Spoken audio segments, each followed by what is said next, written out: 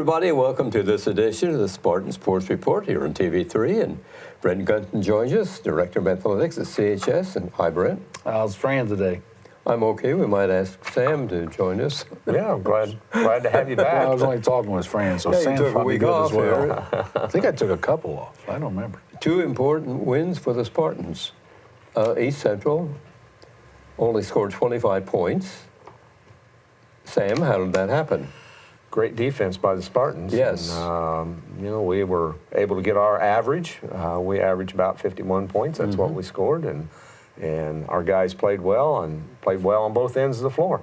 It was a very entertaining game. That gets you a win. Right. Sure does. It's very unusual for East Central, isn't it? Yeah, East Central, pretty good basketball Yes. team. I think they had 14 wins and 4 losses when we went in there. I think that's what it was, but 4 losses anyway. And it's kind of hard to judge them in some ways how good they are because they play 4 or 5 Cincinnati schools or out-of-state schools. That's true. And we don't have much information on them. I can go on John Harrell's website and get averages and scores from opponents and other teams all over the state, but to get that from out of state, it's kind of hard to tell. So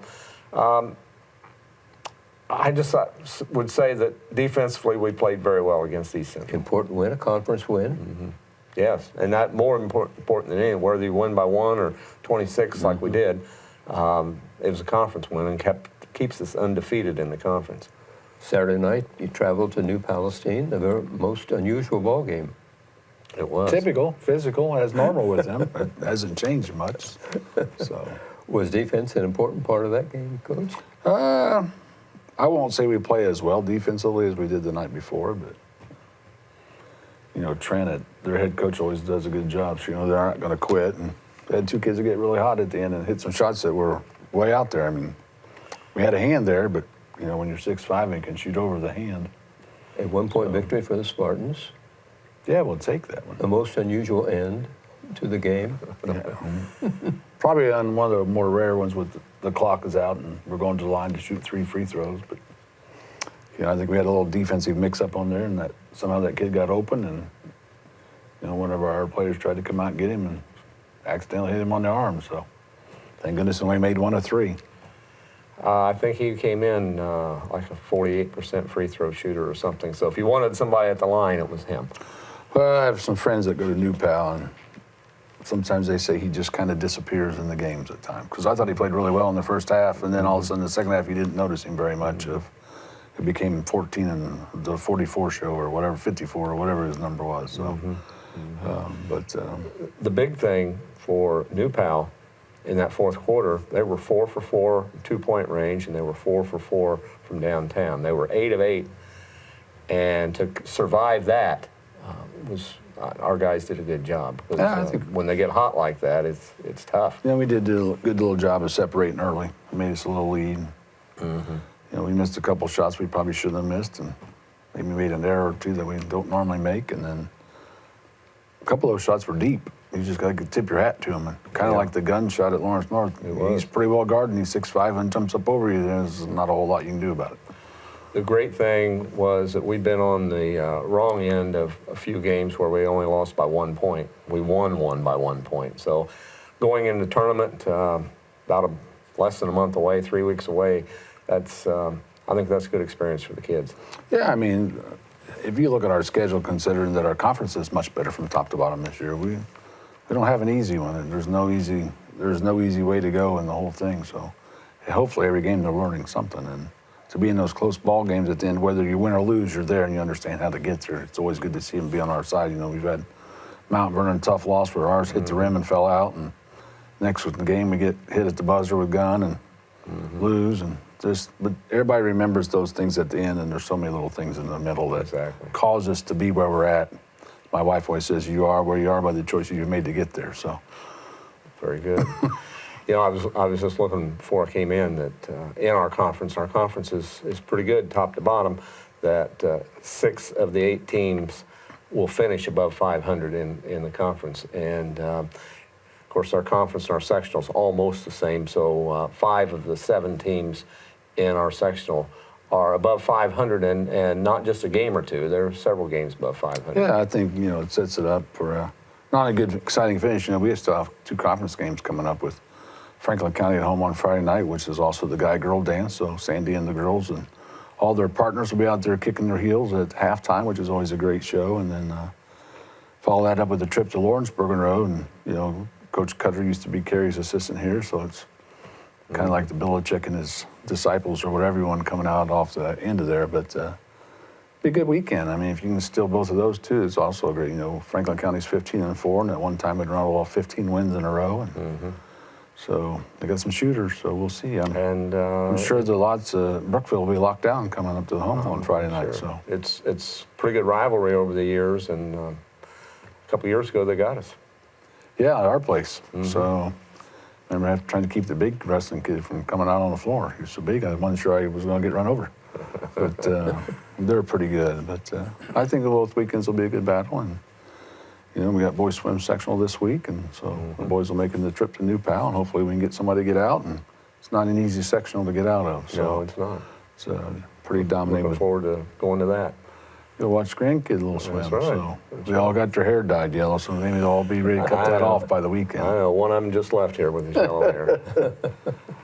TV3 was at the ball games this weekend. Let's look at some of the highlights from the Spartan games. We've got our hands full tonight with New Palestine.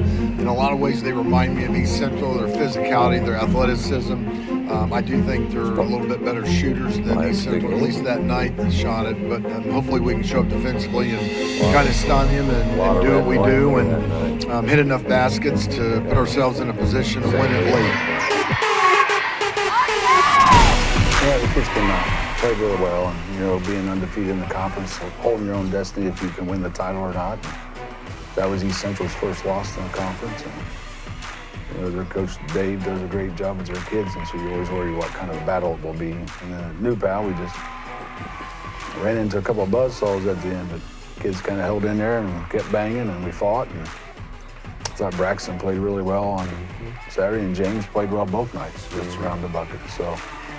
Not that others didn't play well. It's good to see Carter get back out on the floor after a long time. And yeah, because we're going to need him come tournament time.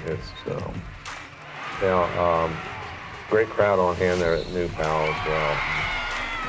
It's just fun. And they had a big crowd, and they'd had a big crowd the night before when they had Shelbyville. And Shelbyville New Pal is kind of like Connersville Richmond. They're pretty good rivalry. And New Pal survived that one.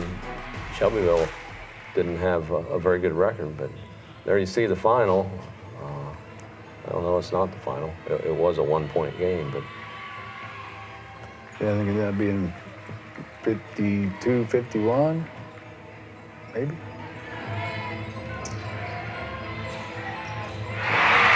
56-55, I don't know. 50-50, yeah. Something 56-55, I think. Toby pull up, that was a big shot right there. That was And put us up 2. yeah. It's 1 point something left in the game. 1.1. Good camera work there. 55, 54.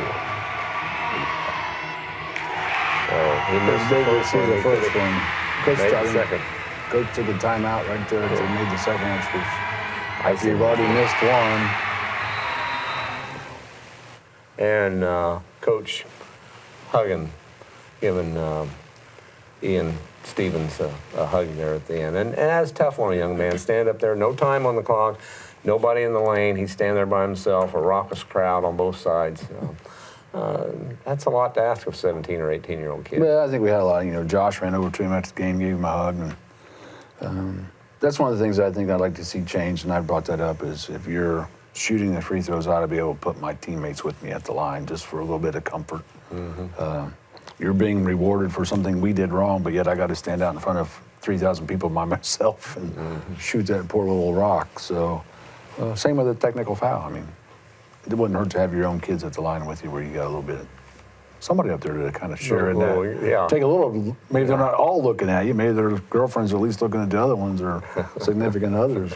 So, but maybe take a little bit of that pressure off you if you had your buddies up there at the line with you. You've been a coach. Can you tell when your kids are ready or not before a ball game?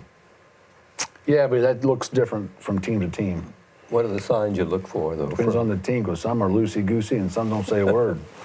So and the kids are individual from time to time. So some Okay. want to listen to music and some want to sit by themselves in the corner. And So there's no specific signs you can look I for. think you got to read every kid, and everybody does it differently, you know. And they all probably have their little superstitions, like Coach School, you got to do it a certain way. Put the left sock on and tie the right shoe second, and do all those little things. But no, I mean, I've seen kids sit in the corner. I've seen kids lay on the floor, and some kids can't sit down because they're like a leaf in a whirlwind, just here and there and everywhere, and can't get themselves calmed down. But that's how they're wound. So I don't know if there's one thing you can put your finger on. Okay, I just wondered if there was something you looked for. No, I as mean, you I were think you preparing just a kind ball game. of, once you know your team, you know what you got, I think you can kind of get a sense of how they're So ready each to play or kid's not. individual. Each Probably more individual than- different. Yeah, I mean, you can tell us to be quiet, but that doesn't mean I'm going to be quiet. But I might go somewhere else and talk where you can't hear me. But I think just everybody's different, and you just got to know amongst the group if they're all in their right frame of mind when they get there. So How were you when you played? quiet, Quiet? Much like now. yeah, probably. But no, I'd say pretty quiet. I'm probably a little cocky as go along with it, but I think we all are at some point in time when you're in competition. Give your coaches a hard time? No, because my dad would have kicked my fanny and they wouldn't have had to worry about anything. Okay. So there's a lot of parents like that. But that's changed a little bit, but there wouldn't have been any question whether I was staying in line or not, because I would have been in line. The fear of going home was greater than what he could make me do at practice. Well, it's good to know that you were an ordinary kid growing up. I think I was. Yeah, I can't say I was much different than anybody today. The only Okay. thing that's changed is the toys are bigger and faster and better, and you got instant access to everything you want. And back then, you had a party line on the telephone. You had to ask them to get off so you can make a phone call. So, We talked a little bit about the upcoming schedule. Just 3 games remain for the Spartans, 2 this weekend, and then next Tuesday will be Northeastern coming to Connorsville. Tourney drawings are Sunday. Sunday on IHSATV.org. Watch it online. And who's involved in the drawings? Who's involved? Are you Nope. as a member? Nope, it's just done by the commissioner and the people there. So Okay. it's actually probably drawn the night before so they can tape it and get it out correctly, but they don't release them until they're Pretty drawn. good. Those guys have to have pretty good security clearance, top secret security clearance. I've seen the room. I've seen the ping pong balls. Have you? They do exist, so I don't think it's all made up, but it does exist. So They use ping pong balls? absolutely, every school's got a name on it. Put them in like a bingo machine, and the ping pong ball pops to the top, and that's the one you use, or a lottery machine or whatever. So And it's the IHSA board with the commissioners, the board doesn't draw, just Oh, the okay, commissioners. just the commissioners So it'll involved. probably be, if I guess on basketball, since it'd probably be Paul and Brian Lewis that'll be doing the draw. Paul and Sandra do the girls' draw. Are there a couple of assistant commissioners? 5. 5 assistants? Okay. Why are all 5 involved? Because they're all in charge of different sports, so they're involved Okay. when it's their sports. I see. So they're all assigned sports. So Sandra does soccer and girls basketball and officials, and Chris does tennis and kind of, as he calls them, the golf, the country club sports, as Chris calls them. And Robert does wrestling and March 1 is the date that the section begins? March 1, 2, 4, and 5. Tuesday, Wednesday, Thursday, Tuesday, Wednesday, And we'll Friday, have 7 Saturday. teams at CHS? 17, so there'll be 1 game on Tuesday night at 7, and 2 on Wednesday starting at 6, and 2 on Friday starting at 6, and 1 on Saturday at 7:30. They will sell all season session pass tickets once we get them. We'll start making those this week and find out who we play come on Sunday. How do you determine how many tickets each school gets? I ask them. How many they want? Pre-sale tickets? Yeah, whatever they ask. Some want 25, some want 200, so it just depends. Hopefully we'll have 5,000 and nobody else will have any, but That'd be great. no, I've had at least 4 teams when we'll meet, and I'll remind them I've heard back from 4 already because I've already asked them about a week ago, and I didn't hear back from some. They didn't offer us those at the girls, which I thought was kind of odd. I would have taken some just to make sure my families had a ticket and no one had to worry about standing in line, so they could come and buy them from us. But And you know, if your team's pretty good, it's cheap tickets. it's cheap. It's cheap to buy the session pass. Well, you can pay $6 each night you go, or you can pay 10 and see all 4 nights. So you can figure out if you want to pay 24 or 10, or any combination of multiple of 6 after the first night. So 40 years ago, we would have a lottery, a drawing, and that would be televised. yeah, and unfortunately for that leaves people out, and that's a tough thing to do. But you Well, know, it's a tough thing to do, but then it. I got a feeling we could have a lot of rewarded, people. We will give the season ticket holders an rewarded the season opportunity, ticket or the all sport ticket people an opportunity to come and purchase before we put them out to the general public, just because, you know, there should be something that comes with having an all sport ticket that gives you a little perk. So we will open those up. We'll take care of our kids and their families first, so let them get the numbers they need, and then we'll take care of we'll open up so many hours in the athletic office for our all sport ticket to come in, then we'll just open up to the general public. And I got a feeling with as good as record that many of the teams have, they all think they got a shot this year. So I'm going to guess all nights could be packed. I think so. So And some good teams.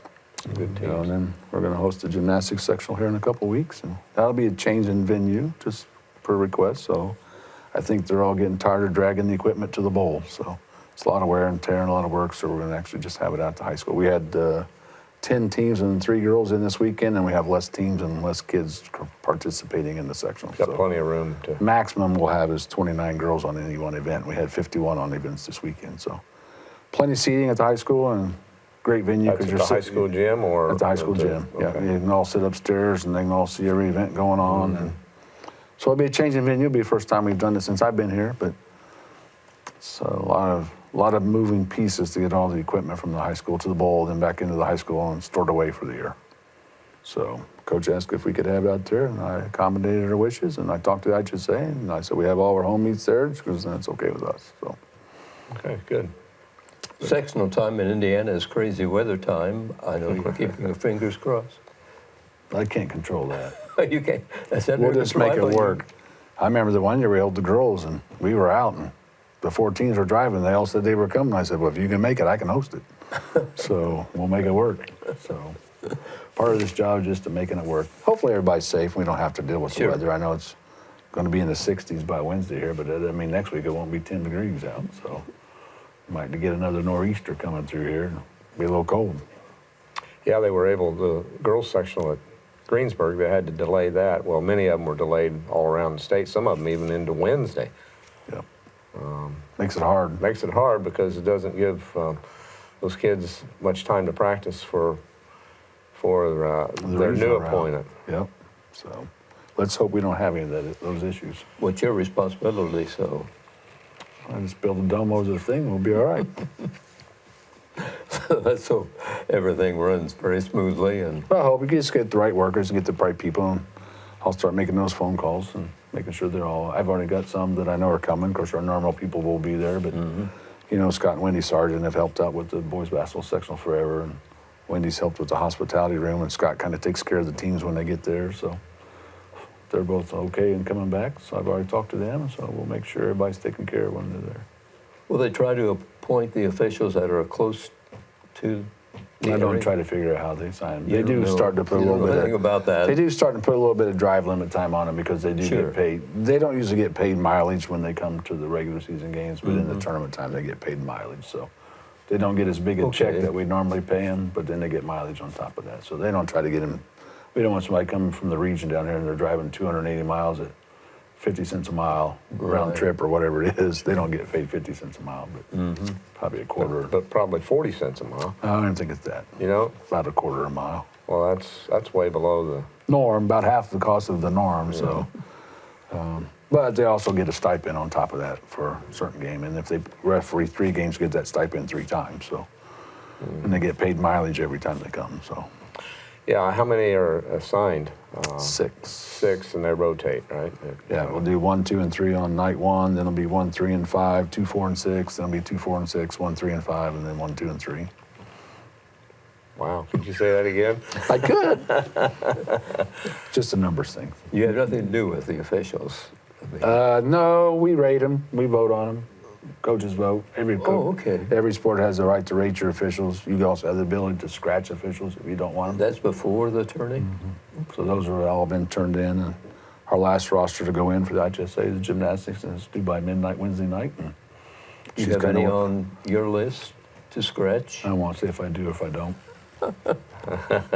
You want to be happy and get along with We everybody. have great officials everywhere. Some are just better than others. Wonderful officials. Well, that's Generally, good to generally know. they're nice people. Maybe not. You I'll always keep have my some. mouth shut. Too. Yeah. I do have one guy that we don't particularly care for because he's made the comment that, that Coach Brown's never won a game that I've officiated. And my first thought is, how would you know that Coach Brown's never won a game that you've officiated? Unless you're really paying attention Unless to you're that. paying attention to that. So that's a little red flag for me. Absolutely, yeah. So I will probably scratch at least one.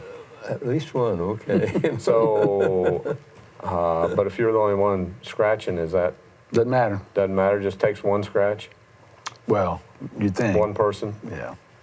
Because there had been a conflict or an issue, or you can't just scratch it for no reason. Because if you're a coach, I'm sure you got to put the reason. Kerry doesn't usually scratch anybody, so neither does Michelle. None of my coaches really scratch anybody, but I kind of look through and see if something I haven't liked or have had an issue with, or I've even had somebody in a previous sport that said, "I forgot to scratch one. Have you voted yet? Will you scratch them?" Because we're hosting. I said, "Well, no, I haven't." So, we had a problem with him, and he hit it before he hit the scratch. So, I scratched it for him. So, and I don't want somebody down that nobody's going to be happy with, and maybe cause an issue through the tournament either. So, It's interesting. A lot of things go into a tourney, doesn't it? more than what people think. That's It's more than true. just going and watching ball games. That's true. So, there's hospitality, there's parking. Which reminds me, I got to go ask for the road to be closed here next week. Board Works, I'm sure. It's all coming up. 22nd. I got it on my calendar. Back to officials. Seems to be a shortage, what I hear, and so we need to encourage people to take that up as an extra activity for an adult.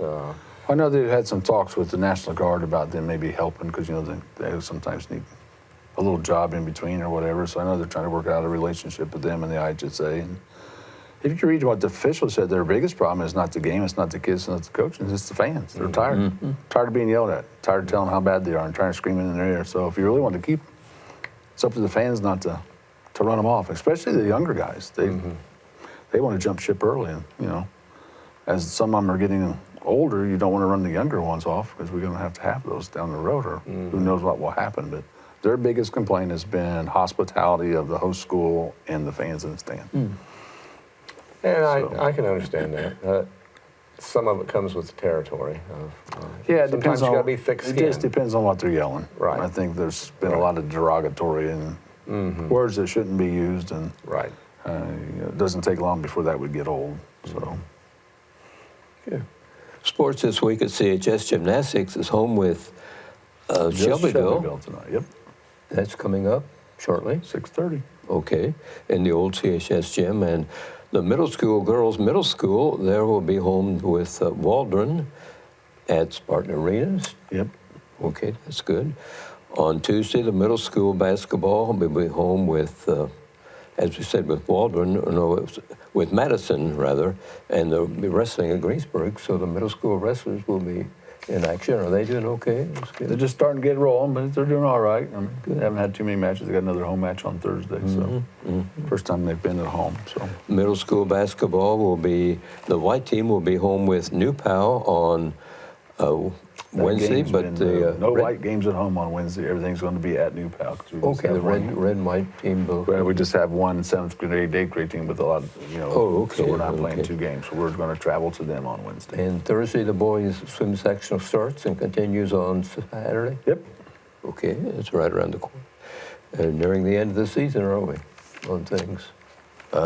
Yesterday was the first, or actually today's the first official day of track practice. How about that? And as usual, Carmel won the girls swimming team. No, who got second place? I didn't look because that's the real winner. Because it's going to take a long time before somebody can catch up with Carmel and what they have built. So And Friday night, the Spartans basketball with Franklin County. Franklin As you County. mentioned, the boy-girl dance will be coming up at halftime. And as councils are doing some things with Beat Cancer in Four Quarters, and I know Mrs. Stork has been selling shirts, and the Franklin County Student Council kids have run theirs for a long time. So the last 2 or 3 years, we've just kind of turned it over to our student council kids to try to be in charge, and hopefully they'll continue to grow that, and maybe look to do things all year round, and then carry that over to this game. So Saturday will be at Lawrenceburg, as we pointed out, and I'm sure the fans will travel to Lawrenceburg for CHS, as they always do. yeah, you can go down and get some good food at a few restaurants down there before you come back and watch a good ball game. Well, hopefully it's not a good ball game and we're on the top of it, but I'm not counting on that. I never count on a big blowout. Just as long as we have one more point than the other team, it's all it takes. Lawrenceburg's a tough place to play. Well, and Coach Cutter will do a good job with him. He's kind of cut of the same cloth with Coach Brown, and coached here for a year with him. Be a defensive battle, you're saying, probably. Yeah, and they have a pretty good sized kid that's going to go play football at Notre Dame that's on that basketball court, so it's probably a pretty good little athlete.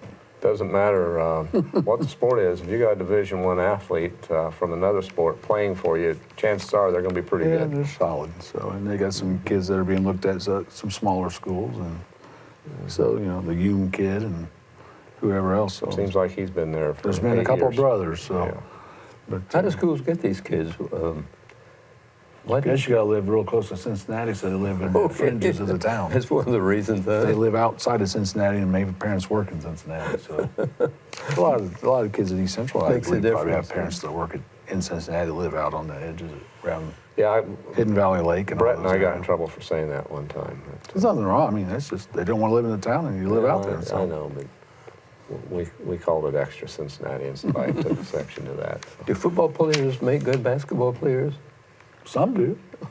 Okay, but as a rule, I don't know.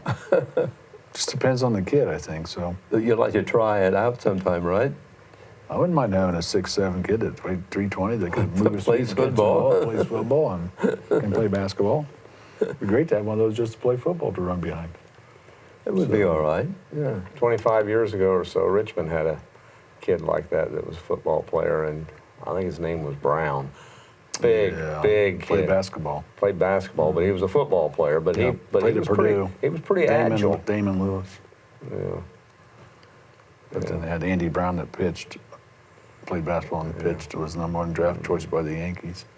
But I was talking about a football player. Oh, Damon Lewis. Damon Lewis, that's it. Yeah. And he was large. Yeah. Hard to get around. He played football for Speaking of that, I want to back up a little bit to talk about boys basketball and our JV. JVs were in a little bit of a lull for a while, but last 2 games they have played well, have looked good, and Nate Garrison had 46 points total on the weekend. We had half of them on Thursday 29. night. Had 26 out of the 52, according to the scoreboard on the scoreboard. Well, it wasn't right. But I didn't know it was accurate. It was 29 points he had down there, and if he'd hit that free throw, he would have had 30. But it was fun watching the smaller kids for East Central. He would post up, and they'd run in and just bounce off of him. The East Central And he's kids. done a good job. He's kind of shaped his body a little bit more this year, and he's shed a few pounds, and he's, for a big kid, he's pretty light on his feet. He is. He does have an idea of what to do with the ball, and he knows how to use his body well. It's hard to guard a kid like that.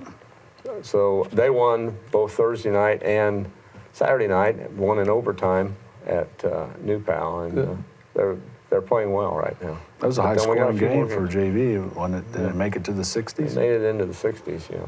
That's a high. I got there and it was 19-15, and I thought it was halftime. It was in the first quarter. That's high scoring for us. So I always say if we get to 60, that's like 120 in some team's book. Brett, as always, thanks for joining us and bringing us up to date on athletics at CHS. And Spartans keep winning in everything, and track as they are beginning to open. Happy to be here. I'm going home to celebrate a daughter's birthday today. She turns 31 today, which is Wow. hard to imagine. That's So hard to think about. We'll take care of that one. Thanks, everybody, for watching this edition of the Spartan Sports Report here on TV3. Good night.